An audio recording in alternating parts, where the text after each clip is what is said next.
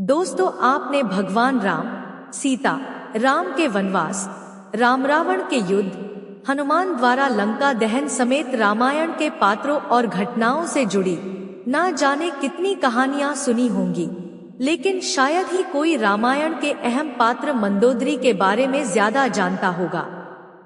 वास्तव में रामायण में मंदोदरी का परिचय केवल रावण की पत्नी के रूप में नहीं, बल्कि एक कर्तव्यपरायण और धर्म के रास्ते पर चलने वाली स्त्री के तौर पर किया गया है। पौराणिक कथाओं के अनुसार मंदोदरी पंच कन्याओं में से एक थी। उसे चिरकुमारी भी कहा जाता था। वह एक पतिव्रता स्त्री थी जो भगवान शिव की आराधक थी। भगवान शिव की आराधक होने के बाद भी आखिर माता पार्वती जी ने मंदोदरी को श्राप क्यों दिया था? इस रहस्यमय सवाल का जवाब हम इस कहानी के माध्यम से जान सकते हैं। दोस्तों, आप सभी ने रामायण में रावण की पत्नी के रूप में मंदोदरी के बारे में सुना होगा।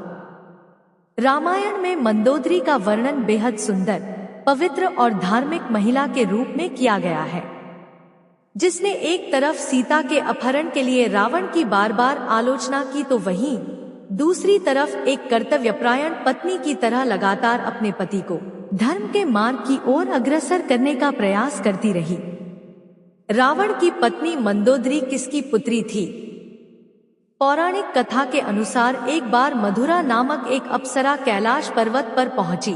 देवी पार्वती को वहां ना पाकर वह भगवान शिव को आकर्षित करने का प्रयत्न करने लगी। जब देवी पार्वती वहां पहुंची तो भगवान शिव की देह की भस्म को मधुरा के शरीर पर देखकर वह क्रोधित हो गई और क्रोध में आकर उन्होंने मधुरा को मेढक बनने का शाप दे दिया। पार्वती ने मधुरा से कहा कि आने वाले 12 सालों तक वह मेढक के रूप में इस कुएं में ही रहेगी। भगवान शिव के बार बार कहने पर माता पार्वती ने मधुरा से कहा कि कठोर तप के बाद ही वह अपने असल स्वरूप में आ सकती है, और वो भी 12 साल बाद। मधुरा ने 12 वर्ष तक एक कुएं में रहकर मेढक रूप में कठोर तप किया। उधर असुरों के राजा मायासुर और उनकी पत्नी हेमा के 2 पुत्र थे, जिनका नाम मायावी और दुंदुम भी था, लेकिन वो एक बेटी चाहते थे। इसलिए उन्होंने बेटी पाने के लिए कठोर तपस्या करने का फैसला किया। जब वो दोनों कैलाश पर्वत पर तपस्या कर रहे थे, तब इस बीच मधुरा की 12 साल की कठोर तपस्या भी समाप्त होने वाली थी। जैसे ही मधुरा की तपस्या पूरी हुई, वो अपने मूल स्वरूप में आ गई और मदद के लिए चिल्लाने लगी। मायासुर और हेमा जो पास में ही तपस्या कर रहे थे, उन्होंने मधुरा की मदद की पुकार सुनी और तुरंत उसे कुएं से बाहर निकाल लिया। बाद में उन्होंने मधुरा को अपनी बेटी बना लिया और उसका नाम बदलकर मंदोदरी रख दिया। कहते हैं कि एक बार रावण मायासुर के महल में गया तो वहां उसने मंदोदरी को देखा और उस पर मोहित हो गया। उसने मायासुर से मंदोदरी का हाथ मांगा, लेकिन मायासुर ने मना कर दिया, जिससे रावण नाराज हो गया और मंदोदरी को उससे शादी करने के लिए मजबूर करने लगा। मंदोदरी को पता था कि रावण भगवान शिव का भक्त है। इस डर से और अपने पिता की रक्षा के लिए वो शादी के लिए सहमत हो गई। रावण से शादी के बाद उसने 2 पुत्रों मेघनाद और अक्षय कुमार को जन्म दिया। मंदोदरी की खास बातें। मंदोदरी दिति के पुत्र असुर राजा मयासुर और हेमा नामक अप्सरा की पुत्री थी। पंच कन्याओं में से एक मंदोदरी को चिरकुमारी के नाम से भी जाना जाता है। अपने पति रावण के मनोरंजनार्थ मंदोदरी ने ही शतरंज के खेल का प्रारंभ किया था। मंदोदरी से रावण को अक्षय कुमार, मेघनाद और अतिकाय पुत्र मिले। महोदर, प्रहस्त, विरूपाक्ष और भीकम वीर को भी उनका पुत्र माना जाता है। एक कथा यह है कि रावण की मृत्यु एक खास बाण से हो सकती थी। इस बाण की जानकारी मंदोदरी को थी।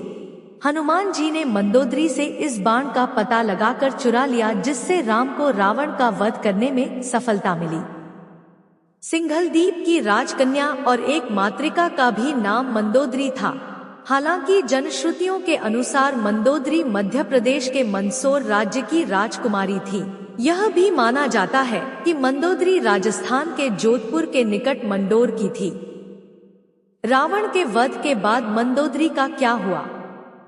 ऐसा कहा जाता है कि रावण की मृत्यु के बाद विभीषण ने अपनी भाभी मंदोदरी के सामने विवाह का प्रस्ताव रखा। मंदोदरी के बारे में कहा जाता है कि वो एक सती स्त्री थी जो अपने पति के प्रति समर्पण का भाव रखती थी। इसीलिए रावण की मृत्यु के बाद मंदोदरी ने विभीषण से विवाह का प्रस्ताव ठुकरा दिया, लेकिन कुछ समय बाद उन्होंने विभीषण से विवाह स्वीकार कर लिया था।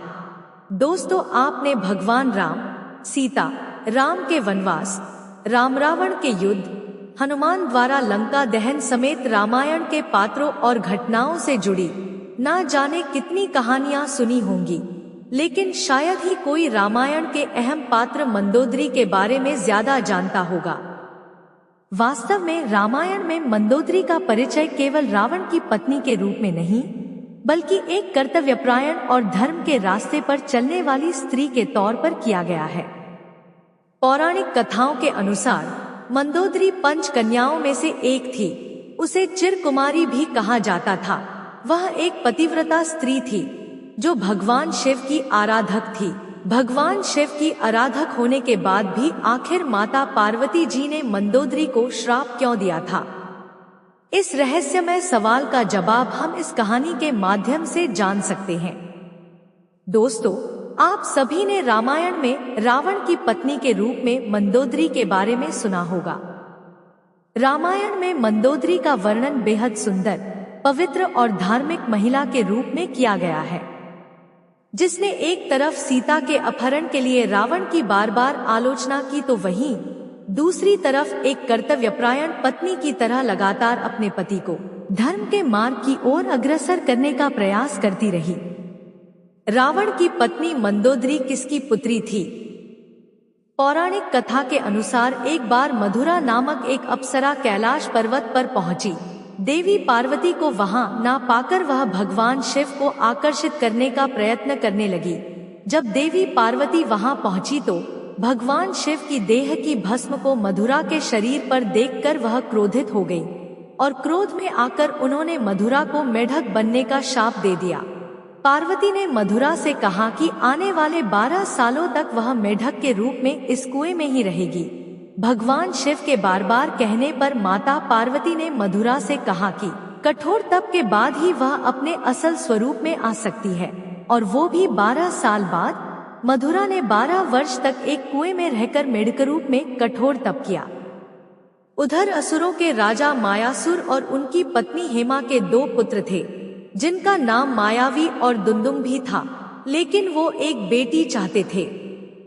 इसलिए उन्होंने बेटी पाने के लिए कठोर तपस्या करने का फैसला किया। जब वो दोनों कैलाश पर्वत पर तपस्या कर रहे थे, तब इस बीच मधुरा की 12 साल की कठोर तपस्या भी समाप्त होने वाली थी। जैसे ही मधुरा की तपस्या पूरी हुई, वो अपने मूल स्वरूप में आ गई और मदद के लिए चिल्लाने लगी। मायासुर और हेमा जो पास में ही तपस्या कर रहे थे, उन्होंने मधुरा की मदद की पुकार सुनी और तुरंत उसे कुएं से बाहर निकाल लिया। बाद में उन्होंने मधुरा को अपनी बेटी बना लिया और उसका नाम बदलकर मंदोदरी रख दिया। कहते हैं कि एक बार रावण मायासुर के महल में गया तो वहां उसने मंदोदरी को देखा और उस पर मोहित हो गया।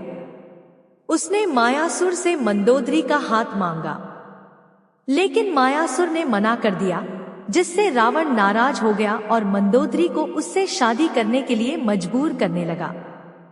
मंदोदरी को पता था कि रावण भगवान शिव का भक्त है।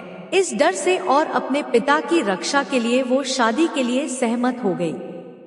रावण से शादी के बाद उसने 2 पुत्रों मेघनाद और अक्षय कुमार को जन्म दिया। मंदोदरी की खास बातें। मंदोदरी दिति के पुत्र असुर राजा मयासुर और हेमा नामक अप्सरा की पुत्री थी। 5 कन्याओं में से एक मंदोदरी को चिरकुमारी के नाम से भी जाना जाता है। अपने पति रावण के मनोरंजनार्थ मंदोदरी ने ही शतरंज के खेल का प्रारंभ किया था। मंदोदरी से रावण को अक्षय कुमार, मेघनाद और अतिकाय पुत्र मिले। महोदर, प्रहस्त, विरूपाक्ष और भीकम वीर को भी उनका पुत्र माना जाता है। एक कथा यह है कि रावण की मृत्यु एक खास बाण से हो सकती थी। इस बाण की जानकारी मंदोदरी को थी। हनुमान जी ने मंदोदरी से इस बाण का पता लगाकर चुरा लिया, जिससे राम को रावण का वध करने में सफलता मिली। सिंघलदीप की राजकन्या और एक मातृका का भी नाम मंदोदरी था। हालांकि जनश्रुतियों के अनुसार मंदोदरी मध्य प्रदेश के मंदसौर राज्य की राजकुमारी थी। यह भी माना जाता है कि मंदोदरी राजस्थान के जोधपुर के निकट मंडोर की थी। रावण के वध के बाद मंदोदरी का क्या हुआ? ऐसा कहा जाता है कि रावण की मृत्यु के बाद विभीषण ने अपनी भाभी मंदोदरी के सामने विवाह का प्रस्ताव रखा। मंदोदरी के बारे में कहा जाता है कि वो एक सती